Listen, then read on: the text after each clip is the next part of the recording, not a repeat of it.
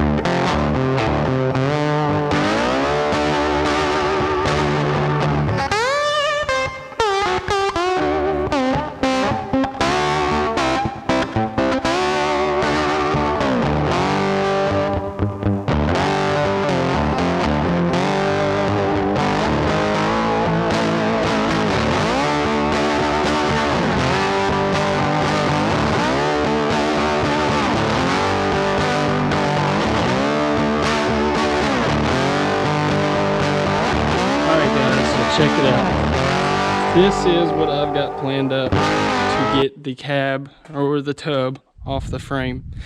So I've got these long, like 7-foot long sawhorses that I've had since we built the house.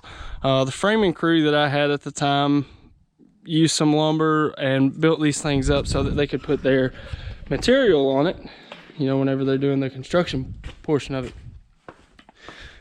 At the time, that was like, I don't know, probably $100 or $200 maybe, probably not that much.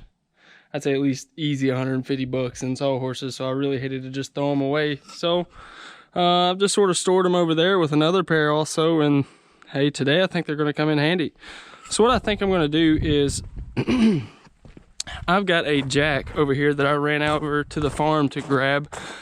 We use this jack as something to lift our sprayer up, because this thing will lift like 12 tons or something crazy like that. 24 tons, 24,000 pounds. I'm sorry, so what was that, 12 tons? Yeah. Let me get this thing out. It's a heavy girl though, let me tell you. It's a heavy girl. So what this thing does is it's air operated. It's pretty much like a semi suspension bag in there that raises up and down, and this cylinder comes out.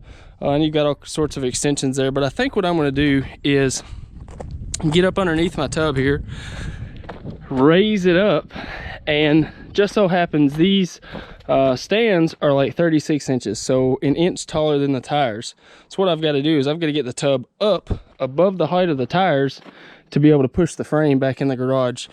So what I think I'm going to try to do is get the tub up and hopefully get one of these 4x4s stabbed in the back, one stabbed through the front, and then I can just sort of set the tub down on the 4x4s, and that will still hold it up higher than the frame. In theory, this is going to work. I don't know. We're fixing to find out though. I've been sort of contemplating this all week long. I mean, I've went so far as to called around and got some quotes on some variations of 2-post lifts. And eventually I'm going to be building a shop out there, and some point or another I'd like to sort of build like a shed out here just to store all this stuff under, so it's not out in the weather. So I actually thought about going over here somewhere and clearing out a space and just having like a pad poured, just big enough to mount a 2-post lift on pretty much.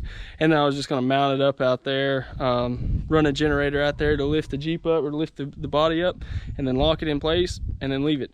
And then eventually whenever I get this shop out here built, obviously I'll have that 2-post lift. I can just throw it over there and there and we're all good.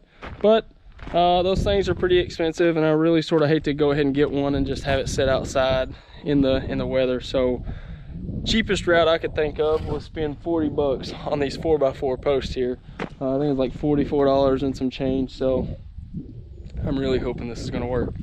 I'm going to set you guys up though over here on the tripod and, and let you watch. So probably going to be a little time consuming because I don't want to mess anything up. But yeah, here we go.